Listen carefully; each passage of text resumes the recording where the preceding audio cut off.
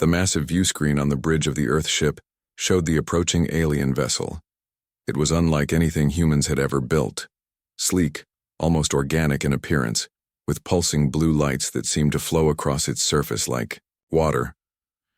Commander Jack Nelson stood with his hands clasped behind his back, trying to project confidence he didn't entirely feel.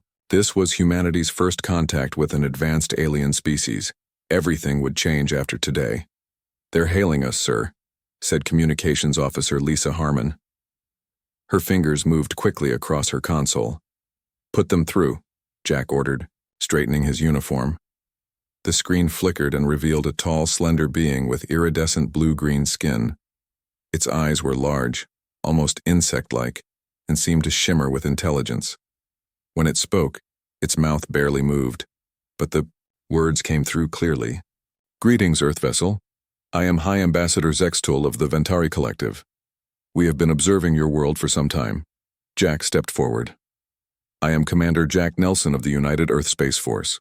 We welcome you in peace and in friendship." The alien's head tilted slightly.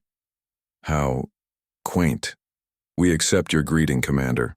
Our sensors indicate your vessel uses primitive fusion propulsion. Remarkable that you've managed interplanetary travel with such technology." Jack felt his smile stiffen. There was something in the alien's tone that bothered him, but he couldn't place it. "We would be honored if you would dock with our vessel for face-to-face discussions," Zextul continued. 2 hours later, Jack led a small delegation aboard the Vantari ship. Lisa Harmon walked beside him, along with Dr. Alan Wright and security, Chief Greg Johnson.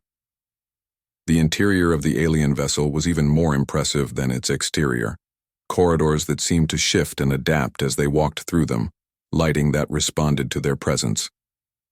"Your technology is remarkable," Dr. Wright commented as they followed a Vantari guide. "Yes, we find it adequate for our needs," the guide responded. "Your fascination is understandable, given your species' recent emergence from planetary bounds." In the conference room, High Ambassador Zextul greeted them again. Other Vantari officials stood nearby, their expressions unreadable. "We have prepared a welcoming ceremony," Zextul said. "But first, let us calibrate our universal translators to ensure perfect understanding." Lisa stepped forward with their translation equipment. As she worked alongside the Vantari technicians, her face gradually changed from concentration to confusion. "Commander," she whispered when she returned to Jack's side. "Something's not right with their translation matrix." "Explain," Jack said quietly. "It's set to deliberately simplify our language, making us sound primitive." Before Jack could respond, Zextul began speaking to the gathered Vantari in their native tongue. Lisa's eyes widened as she listened to her earpiece. "What is it?" Jack asked. He's calling us evolved primates and clever apes. He's telling them we're surprisingly intelligent for creatures so recently descended from tree dwellers." Jack felt a cold anger rise in his chest. He stepped forward, interrupting the alien's speech. "Ambassador Zextul, I believe there's been a misunderstanding. Our translator indicates you may not be addressing us with the respect due between equal species." The room went silent. Zextul's large eyes blinked slowly. "Interesting," the ambassador said finally. "Your translation technology is more advanced than we anticipated. An oversight on our part." "Not an oversight," Lisa said. "Your system was deliberately configured to mistranslate our communications." "A technical error," another Vantari official said quickly. "Nothing more." Jack looked around the room at the aliens. Their body language was difficult to read, but he sensed discomfort. "I think we should continue this discussion after a recess," Jack said firmly. "My team needs to recalibrate our equipment to ensure accurate communication." Back aboard their ship, the human delegation gathered in the secure briefing room. "They've been mocking us this whole time," Lisa said. 5 years passed since the first meeting with the Vantari. Earth had established trade relations with the aliens, but things were not going well. The Vantari provided technology to humans, but Dr. Alan Wright was beginning to suspect something wasn't right. Alan stared at the data on his screen in the NASA xenobiology lab. He compared the schematics of the latest Vantari gift to Earth's own technology. "This can't be right," he muttered. He called his assistant over. "Look at this. The propulsion system they gave us last month? We already developed something better 2 years ago." His assistant frowned. "But they said this was cutting-edge Vantari technology." "Exactly. Either their technology isn't as advanced as they claim, or—" Alan's eyes narrowed. "Or they're deliberately giving us outdated tech." Across the solar system, Lieutenant Kate Foster floated in zero gravity, her spacecraft hidden behind a small asteroid. Her mission was to monitor Vantari ship movements near the border of Earth's territory. What she saw troubled her deeply. Through her specialized sensors, Kate counted 17 new Vantari warships that hadn't been there last month. They were positioning themselves in a pattern that could only be described as strategic, military. "Control, this is Eagle Eye," she whispered into her comm, confirming increased Vantari military presence. "They're not here for a friendly visit." Back on Earth, President Maria Gonzalez sat in the Oval Office listening to reports from both Alan and Kate. Her face grew darker with each new piece of information. "So they're stealing our best innovations while feeding us their outdated technology," she summarized, "and simultaneously building up military forces on our borders." "Yes, Madam President," said Admiral Diane Powell, "and our intelligence suggests they still regard us as inferior. In their diplomatic circles, they refer to Earth as a zoo planet, worthy of preservation primarily for its wildlife." President Gonzalez's jaw tightened. "It's time we find out what they're really planning." "Admiral, I'm authorizing Operation Looking Glass. Get me everything you can on their true intentions." 2 weeks later, a small stealth ship approached a Vantari communications relay. Officer Eric Stone led a team of 4 specialists on what might be a suicide mission. Their task: hack into the Vantari network and extract their strategic plans. "Remember, we have exactly 12 minutes before their security sweep detects us," Eric told his team as they attached their ship to the relay. "Get in, get the data, get out." The team worked in silence, their fingers flying over specialized equipment designed to interface with Vantari technology. 9 minutes in, they hit the jackpot. "I'm in their central planning database," whispered Maya Chen, their top hacker. "Downloading now." 11 minutes and 30 seconds later, they detached from the relay and drifted away, using minimal power, to avoid detection. Only when they were safely hidden behind a large comet did they examine what they'd found. Eric's blood ran cold as he read the translated documents. They're planning to turn Earth into a nature preserve. They consider humans an interesting primate species worthy of study, but not equal status. The Vantari plans detailed a 50-year strategy to gradually assume control of Earth, restricting human development while maintaining the illusion of partnership. Humans would eventually be confined to specific territories, while Vantari scientists studied and managed them. Back on Earth, President Gonzalez and her Security Council viewed the stolen plans in stunned silence. "They see us as animals in a zoo," Admiral Powell said finally, "and they plan to make the metaphor real." "They've been playing us for fools," Alan added. "Every technology exchange, every diplomatic meeting, it was all part of their long game." President Gonzalez stood up and walked to the window, looking out at the Washington Monument in the distance. "We need options," she said firmly. "All options. If the Vantari want to treat us like animals, they're about to learn a painful lesson about cornered predators." As if in response to her words, an urgent message came through. The Vantari fleet was on the move, and long-range sensors indicated they were heading toward Earth, her voice tight with anger. In their private communications, they refer to Earth as the zoo planet. Jack looked at each member of his team. "This changes everything. We came here offering friendship between equals. Instead, they see us as barely intelligent animals. What do we do now, Commander?" Greg asked. Jack's expression hardened. "We continue the negotiations, but we watch everything they say and do. And most importantly, we remember." The massive Vantari ship appeared on Earth's long-range sensors. It was 3 times larger than anything humans had ever built. Soon after, Screens around the world flickered as an unscheduled broadcast began. The face of High Ambassador Zek's tool filled the screens. "People of Earth," the alien said, his voice smooth and confident, "the time has come for you to accept your proper place in the galactic community. The Vantari Collective hereby offers Earth-protected status under our guidance. This is a great honor." In simple terms, the message continued.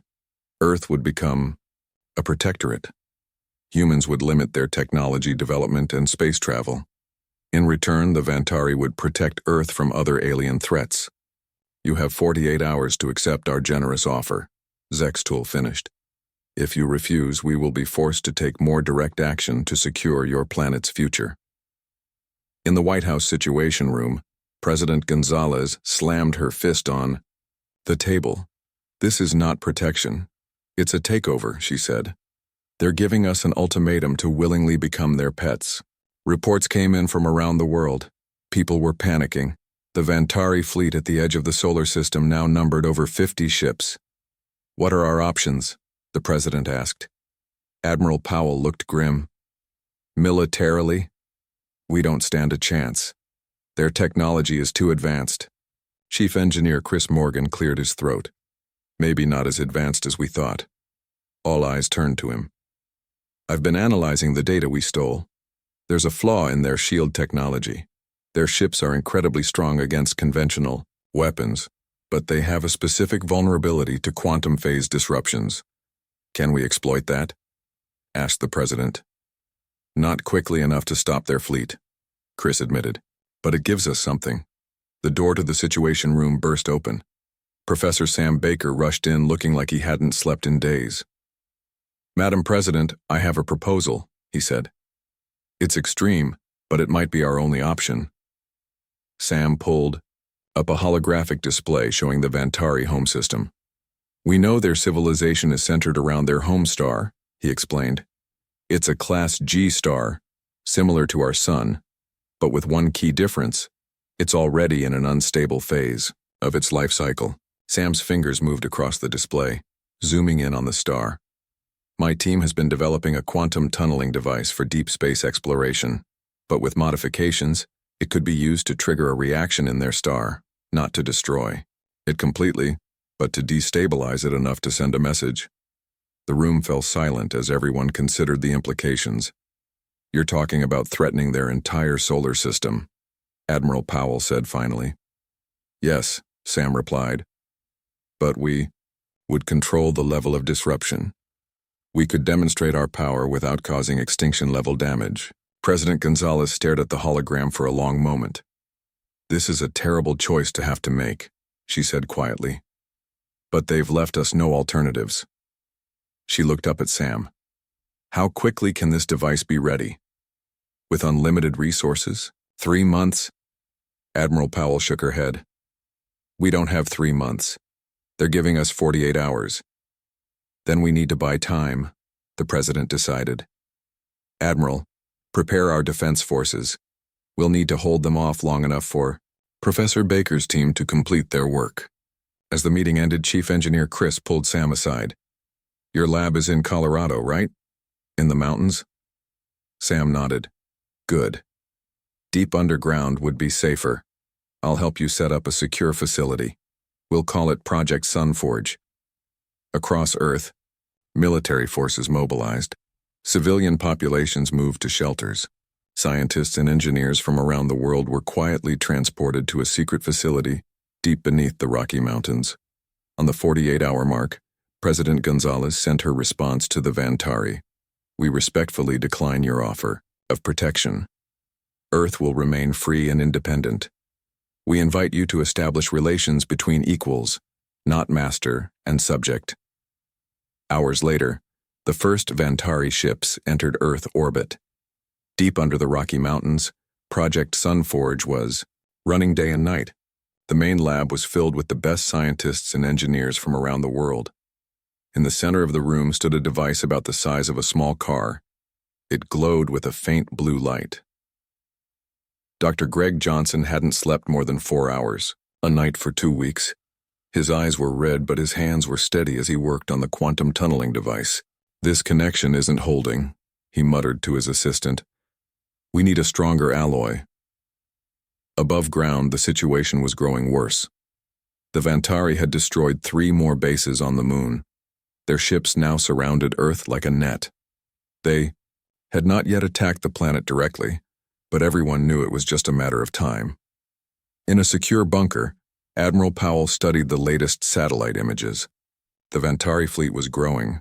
More ships arrived every day. They're toying with us, she said to her staff, like a cat playing with a mouse. A young officer entered with a tablet. Admiral, we've received a new message from the Vantari. The message was simple. The humans had 24 hours to surrender before the Vantari would begin targeting military bases on Earth. In another part of the mountain complex, Officer Amy Peterson walked into a room filled with pilots. These men and women were the best Earth had to offer. They looked up as she entered. I need volunteers, she said without preamble, for a mission with very little chance of return. Every hand in the room went up. Amy wasn't surprised. These pilots knew what was at stake. 6 of you will be selected to fly the device to the Vantari home system, she explained. You'll need to deploy it near their star and activate it. The ship will be the USS Defiant. It's been retrofitted with our most advanced stealth technology, but this will still be extremely dangerous. A man stood up. What are our chances of success? About 30%, Amy answered honestly. And the chance of returning home is even lower. The man nodded. I'm in. His name was Captain Ethan Bell, and he would soon be chosen to lead the mission. Back in the main lab, Dr. Laura Simmons was working on a critical problem. The quantum tunneling device was powerful, but it was too large. We need to make it smaller without losing power, she told Greg. Otherwise, it won't fit on the ship. Greg ran his hands through his messy hair. If we reconfigure the power matrix, maybe we can reduce the size by 40%. That's still not enough, Laura said. We need to reduce it by at least 60%. That's impossible without losing effectiveness, Greg argued. Laura's eyes flashed with determination. Nothing is impossible, not when Earth's survival is at stake. She grabbed a marker and began drawing new designs on a whiteboard.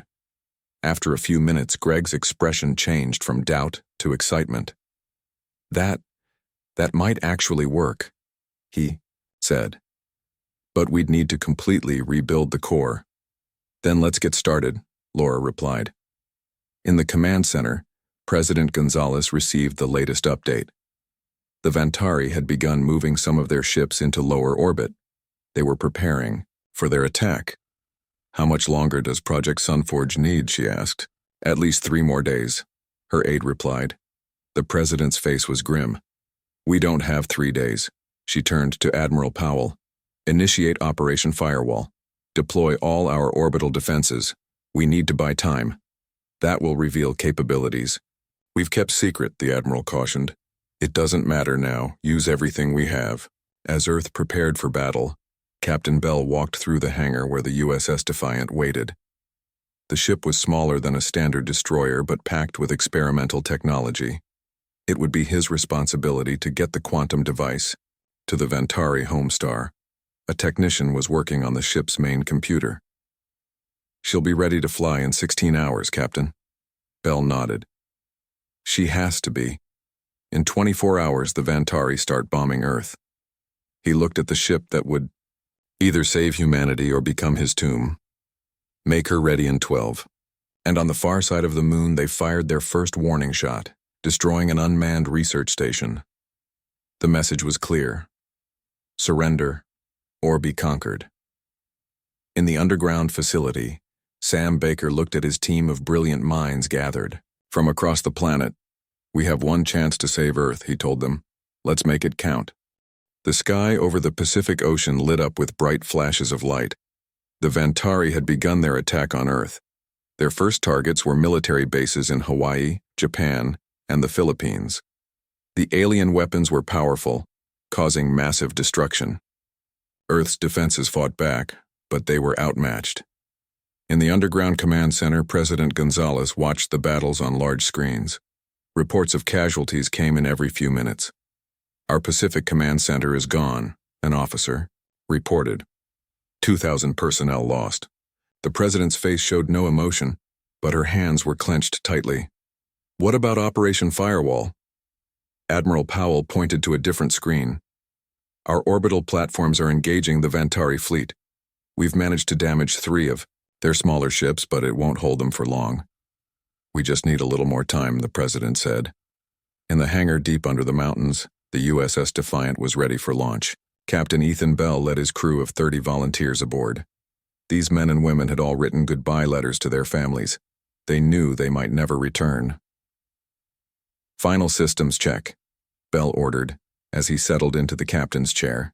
His second-in-command, Lieutenant Ryan Cooper, ran through the checklist. All systems green, Captain. The Sunforge device is secure in the cargo bay. What about the modifications Dr. Simmons was working on? Completed 2 hours ago. The device is now 65% smaller, but should still have full power. Bell nodded. Communications? Nicole White turned from her console. Secure channel to command established, sir. Good. Prepare for launch. The massive underground doors above the ship began to open, revealing a tunnel leading up to the mountain surface. Admiral Powell's voice came over the comm. Captain Bell, you are cleared for launch. Be advised, we've picked the best window for your exit. The Vantari are currently focused on our forces in Asia. This may be your only chance to slip past their sensors. Understood, Admiral. We won't waste it. Bell turned to his crew. This is it, people. What we do today will determine whether humanity remains free or becomes pets in a Vantari zoo. I can't promise we'll come home, but I can promise that our mission will matter. He paused, looking at each face on the bridge. Any second thoughts? Last chance to stay behind. No one moved. Bell smiled. I didn't think so. Engage launch sequence. The USS Defiant rose up through the tunnel and burst into the night sky. Its special engines were nearly silent, and its hull was covered with stealth material that absorbed radar.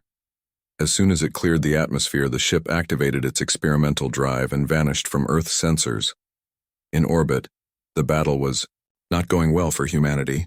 Earth's orbital platforms had managed to destroy 5 Vantari ships, but dozens more remained. Now the aliens were targeting Earth's defense systems methodically, one by one. The Vantari ambassador appeared on communication channels worldwide. His voice was cold and angry. Your resistance is both futile and disappointing. We offered you protection and guidance, a chance to develop under our wise supervision. Instead, you choose violence, proving you are indeed primitive creatures. In the command center, President Gonzalez listened to the message with a bitter smile. Send our response, she told her communications officer. The officer pressed a button and the president's pre-recorded message began broadcasting to the Vantari fleet. The USS Defiant traveled through space faster than any human ship before it. The experimental drive Dr. Wright had developed pushed them through the darkness between stars at incredible speed. Even so, it would take them nearly 2 weeks to reach the Vantari home system. Captain Bell floated in the observation room, looking out at the strange distortion their speed created among the stars. Lieutenant Cooper entered and saluted. Captain, we've detected Vantari patrol ships ahead. They're not on direct intercept course, but they'll spot us if we maintain our current path. Bell nodded. Call Tactical Officer Martinez to the bridge. We need to find a way around them. On the bridge, Paul Martinez studied the sensor readings carefully. The Vantari had patrol ships throughout this sector, moving in regular patterns. There, he said finally, pointing to a gap in their coverage. They've left a small window in their patrol route. It cycles every 6 hours. If we time it right, we can slip through undetected. Bell leaned forward. How small is this window? We'll have about 12 minutes to cross a 2 light-minute gap. It'll be tight, but the stealth system should hold. Make it happen, Bell ordered. The Defiant adjusted course. The crew held their breath as they approached the gap in the Vantari patrol route. For 11 tense minutes, they slipped between the alien ships. A patrol vessel passed within visual range, its lights visible through the viewports, but it gave no sign of detecting them. We're clear, Martinez announced, and the bridge crew let out a collective sigh of relief. Navigator. Susan Clark looked up from her station. Captain, I've been studying the star charts of this region. There's a dense nebula ahead that doesn't appear on any Vantari maps we stole. Is it dangerous? Bell asked. Possibly, but the particles might also hide our energy signature. If we route through it, we could cut 3 days off our journey and further avoid detection. Bell considered this. Plot the course, we'll take the risk. The Defiant changed direction, heading toward a vast purple-green cloud floating in space. As they entered the nebula, the ship's sensors began to give strange readings. Energy fluctuations throughout the ship, Cooper reported. Nothing critical, but the nebula is interfering with our systems. Maintain course, Bell ordered. Minimal power only. For 2 days, they traveled through the beautiful but dangerous cloud. Strange lights danced around the ship. Once, the entire nebula seemed to pulse with energy, nearly overloading their shields. But on the 3rd day, they emerged on the other side, still undetected. What they saw there stunned them all. The Vantari home star was partially enclosed by an enormous structure, a partial Dyson sphere that harvested the star's energy, on a scale humans had only theorized about. My God, whispered Communications Officer Nicole White. Their civilization is more advanced than we thought. Bell studied the massive structure. This changes things. We need to get closer to deploy the Sunforge device, but that sphere will have defenses we didn't anticipate. Cooper checked their sensors. There's an outpost on the edge of the system. It looks like a monitoring station. If we could access it, we might get the data we need to approach safely. Bell nodded. Assemble a boarding team. We'll need to be quick and quiet. Security Officer Kevin Brown led the team. They used a small shuttle to approach the outpost, their stealth systems keeping them hidden until the last moment. Once docked, they cut through an airlock and entered the Vantari facility. The alien technology was strange, but thanks to their earlier encounters on Earth, they knew enough to access the main computer. While 2 team members stood guard, Brown and a tech specialist downloaded the station's data. We've got what we need, Brown reported, but we've triggered some kind of silent alarm. We need to move. They rushed back to their shuttle, but as they detached from the outpost, a Vantari security ship appeared. It fired, grazing the shuttle's hull. Taking damage, the pilot shouted, fighting to control the small craft. They barely made it back to the Defiant. As soon as they were aboard, Bell ordered their escape. Full power to engines. Get us out of sensor range. The Defiant shot away from the outpost, but not before taking a direct hit to its main drive. The ship shuddered, and warning lights flashed across every console. Damage report, Bell demanded. Cooper looked up from his station, his face grim. Main drive severely damaged. We can still maneuver, but our top speed is reduced by 60%. Bell looked out at the stars toward where the Vantari homeworld orbited its partially caged sun. Can we still complete the mission? Cooper nodded. Yes, sir, but we won't have the speed to escape afterward. Bell was silent for a moment. Then he said, The mission is all that matters now. You came to our home and threatened our freedom. You called us apes while plotting to put us in cages. Remember this day. Remember that humans choose death over slavery. And remember that even apes can be dangerous when cornered. As the message played, Admiral Powell received confirmation that the USS Defiant had successfully escaped Earth's solar system, using the blind spot created by their defensive battle. Operation Sunforge is away, she whispered to the president. Now we just need to hold out long enough for them to complete their mission.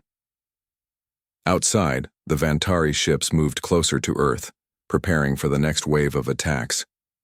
The USS Defiant limped toward the Vantari home star. The ship's damage was worse than they initially thought. Life support systems were running on backup power. The main engine sputtered and whined. How much further? Captain Bell asked, his voice tired but determined. Navigator Susan Clark checked her instruments. We're approaching optimal deployment range, sir. 10 minutes until we reach the position. In the cargo bay, Dr. Greg Johnson and engineer Ryan Cooper worked frantically on final adjustments to the Sunforge device. The quantum tunneling technology was stable, but the targeting system needed constant calibration. If we're off by even a fraction, this won't work, Greg said, wiping sweat from his forehead. Ryan nodded, his fingers dancing across a control panel. I've got it. The target lock is holding steady now. Almost there, Greg replied. One more connection, and we're set. On the bridge, the communications panel lit up. Nicole White turned to Captain Bell with worry on her face. Sir, we're being hailed. The Vantari have spotted us. Bell straightened in his chair. On screen. The view screen showed a Vantari commander. The alien's eyes narrowed when he saw the humans. Earth vessel, you have entered restricted space. Power down your engines, and prepare to be boarded. Bell smiled thinly. I'm afraid we can't do that. We have a message from Earth. The Vantari tilted his head. Your primitive species continues to surprise me with its stubbornness. What message could you possibly have that would interest us? Just this, Bell said. From the clever apes, with regards. He cut the transmission and turned to his crew. Time to deployment? 3 minutes, sir, Susan answered. Bell hit the ship-wide communication button. Attention all crew, prepare for final mission phase. Dr. Johnson, status of the Sunforge? Greg's voice came back over the speaker. Ready for deployment, Captain. We're bringing it online now. The lights on the bridge dimmed as power was diverted to the device. Through the viewports, the crew could see the massive Vantari star. It burned bright orange-yellow, partially wrapped in the alien megastructure that harvested its energy. Vantari, vessels approaching, Martinez reported from Tactical. 5 ships heavily armed. Bell nodded. Evasive maneuvers. Keep them off us for just 2 more minutes. The Defiant shuddered as its damaged engines pushed to their limits. The ship twisted and turned, avoiding the first volley of Vantari weapons. But they couldn't dodge everything. A shot glanced off the port side, sending sparks flying from control panels. Deployment range achieved, Susan called out. Deploy the Sunforge, Bell ordered. Deep in the cargo bay, the device hummed to life. Its core glowed with energy unlike anything humans had created before. Greg and Ryan made the final checks as the automatic deployment sequence began. It's working, Greg said, his voice filled with awe. The quantum tunnel is forming. On the bridge, the crew watched their sensor readings. A strange distortion appeared between their ship and the Vantari star. It was like a hole in space itself, a direct connection between the Sunforge device and the heart of the star. Tunnel stabilized, Ryan reported from the cargo bay. Initiating isotope injection. The specialized material they had brought from Earth began flowing through the quantum tunnel. It was designed to interact with the star's core, altering its fusion reaction in a controlled way. The Vantari ship suddenly broke off their attack. Their sensors had detected what was happening. They know, Martinez said. They're trying to get back to their homeworld. The star began to pulse. Its normal, steady glow became erratic. Huge solar flares erupted from its surface, lashing out into space. The portion of the Dyson sphere closest to the disturbance began to glow red with heat. Recording everything, Lieutenant Kate Foster said from her science station. The reaction is proceeding exactly as Professor Baker predicted. Another hit rocked the ship. A differ 3 months passed since the final transmission from the USS Defiant. On Earth, the war with the Vantari had reached a stalemate. The aliens had destroyed many cities, but humanity fought back with unexpected strength. The Vantari seemed confused by the humans' continued resistance despite overwhelming odds. In the underground command center, President Gonzalez studied the latest reports. The room was quieter than usual. Everyone was waiting. Anything from deep space monitoring? She asked. Admiral Powell shook her head. Not yet, Madam President. But if the Defiance mission was successful, we should get confirmation soon. As if on cue, a young officer burst into the room. Madam President, we're receiving the data package from the Defiant. It just reached our communications array. The main screen lit up with images and sensor readings. The officers and scientists gathered around, watching in awe as they saw what the brave crew of the Defiant had accomplished. The Vantari star pulsed with unstable energy, its normal yellow-orange glow now shifting between colors. Dr. Alan Wright studied the readings carefully. They did it. The quantum tunneling worked perfectly. The isotope has changed the star's fusion. Great. Is it destroyed? Someone asked. Alan shook his head. No, the reaction was controlled, just as Professor Baker designed. The star is diminished, not destroyed. Its energy output has been reduced by almost 40%. Admiral Powell pointed to another reading. Look at the Dyson sphere. Sections of it are shutting down. They can't handle the fluctuations. The images showed the massive alien structure partially powering down, leaving the Vantari homeworld in a state of energy crisis. Then something unexpected happened. The Vantari fleet around Earth began to pull back. Ship after ship broke orbit and moved away. They're retreating, Admiral Powell said in disbelief. They're actually retreating. President Gonzalez watched the alien ships leave. They're going home to deal with the crisis. Their entire civilization depends on that star. For the next few weeks, Earth began to rebuild. The Vantari were gone, at least for now. Then one day, sensors detected a single Vantari ship approaching. It was damaged and moving slowly. They're broadcasting on all frequencies, Communications Officer Maya Chen reported. They're requesting permission to enter orbit. They say they come in peace. The ship was allowed to land under heavy guard. From it emerged a familiar figure. High Ambassador Zextul, looking far less confident than before. In the White House meeting room, Zextul faced President Gonzalez across the table. The alien's usual arrogance was gone. My government has sent me to request asylum, he said, and to deliver a message. President Gonzalez raised an eyebrow. Asylum? The energy crisis on our homeworld has led to civil unrest. Those of us who advocated for peaceful relations with Earth are now being blamed for the disaster. And the message? Zextul handed over a small device. When activated, it displayed Vantari text with an English translation. It is a formal apology, Lisa Harmon confirmed after studying it. They acknowledge humanity as equals and request a peace treaty. President Gonzalez looked at the alien with steady eyes. You mocked us as apes. You tried to put us in a zoo, and when we refused, you attacked our world without mercy. Yes, Zextul admitted. We were wrong. We underestimated your species in every way possible. And now you want our help? We offer knowledge in exchange. True knowledge this time, not the outdated technology we provided before. President Gonzalez was silent for a long moment. Then she said, Humanity does not seek revenge, Ambassador. We will consider your request for asylum and your offer of peace. But know this, we will never again allow ourselves to be treated as lesser beings.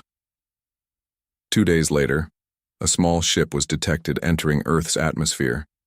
It was an escape pod from the USS Defiant. Inside were Captain Ethan Bell and 7 crew members, alive but weak. We managed to get to the escape pod just before the ship lost all power, Bell explained from his hospital bed. We drifted for months, conserving oxygen. I never thought we'd make it home. You did more than make it home, President Gonzalez told him. You changed the course of history. The Vantari have asked for peace. Bell smiled weakly. So they learned their lesson about underestimating clever apes? Indeed they did, Captain. Indeed they did. As Earth began to rebuild, humans and Vantari started the long, difficult process of establishing true peace between equals. The stars would no longer belong to one species alone, and never again would humanity's reach be limited by those who thought them less than they were. An Vantari vessel had arrived, larger than the others. Direct hit to our main reactor, Cooper reported. We're losing power fast.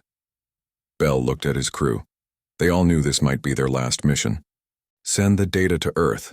Make sure they know we succeeded. As the Defiant systems failed one by one, Kate worked frantically to package all sensor data of the star's transformation. Transmission away, Nicole confirmed. Earth will receive it in 3 days. The star flared brighter, its color shifting toward blue. The Vantari homeworld, barely visible from their position, was bathed in strange, unstable light. Look, Foster whispered. We did it. We really did it.